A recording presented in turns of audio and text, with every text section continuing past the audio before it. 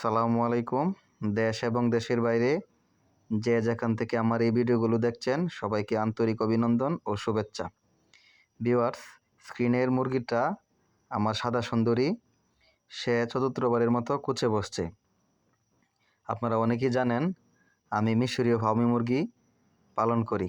তার ধারাবাহিকতায় এবার সাদা সুন্দরীকে মিশরীয় ফার্মি মুরগির ডিম দিয়ে কুচে বসাবো।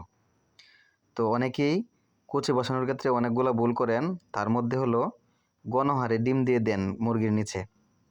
তো ভিডিওতে দেখতে পাচ্ছেন ভিউয়ার্স, আমি ডিমগুলা চেক দিতেছি মোবাইলে। চেক দিলে হবে কি, আপনার কোন ডিমগুলা ফুটবে আর কোনগুলা ফুটবে না এটা বোঝা যায়। তাছাড়া মুরগি নিচে দেওয়ার পর 3 থেকে 4 দিনের মধ্যে যদি আপনি ক্যান্ডেলিং করেন তাহলে বোঝা যাবে কোনগুলা আপনার ডিম ফুটবে আবার কোনগুলা ফুটবে না। অযথা ডিম দেওয়ার ক্ষেত্রে তো মুরগির কষ্ট হয়, অনেকগুলো ডিম মুরগি তাপ দিতে পারে না। আমি সবসময় এই পদ্ধতিগুলো পালন করি। তো ভিউয়ার্স, দেখতে পাচ্ছেন মুরগির ডিমের মধ্যে তারিখ দেওয়া রয়েছে। তো তারিখ দিলে হবে কি, আপনি কোন দিনে বসাইছেন মুরগিকে কুচে তার একটা হিসাব থাকে।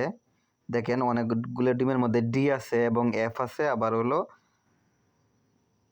15 দেওয়া আছে। তো ডির ক্ষেত্রে হচ্ছে 2টা দেশি মুরগি ডিম দিয়েছি সাথে, আর এফ ক্ষেত্রে হলো ফাউমি দিয়েছি, আর অনেকগুলোর মধ্যে দিয়েছিল 15 তারিখ। আমি 15 তারিখ বসাইছি, এই জন্য 15 তারিখ দিছি। তো সবগুলা ডিম একসাথে দিয়ে তারিখ দেওয়ার কারণে আমি বুঝতে পারবো ডিমগুলা কতদিন পরে ফুটবে, তার একটা হিসাব পাওয়া যায়। তো ঘরোয়া পদ্ধতিভাবে যদি আপনারা মুরগি পালন করেন, সেক্ষেত্রে ডিম বসানোর ক্ষেত্রে যদি এই পদ্ধতিগুলা আপনারা অবলম্বন করেন তাহলে খুব সহজেই বাচ্চাগুলা ফুটবে এবং বাচ্চা ফোটার রেটটা খুব ভালো হবে। তো ভিডিওতে দেখতে পাচ্ছেন আমি সুন্দর করে 18টা ডিম দিয়েছি আমার এই মুরগিকে।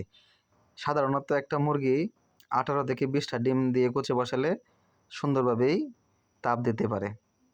যদি মুরগির সাইজটা বড় হয় সেক্ষেত্রে ডিম বেশি দিতে পারবেন, অনেকেই 20টা 22টা দেয়। ধন্যবাদ সবাইকে।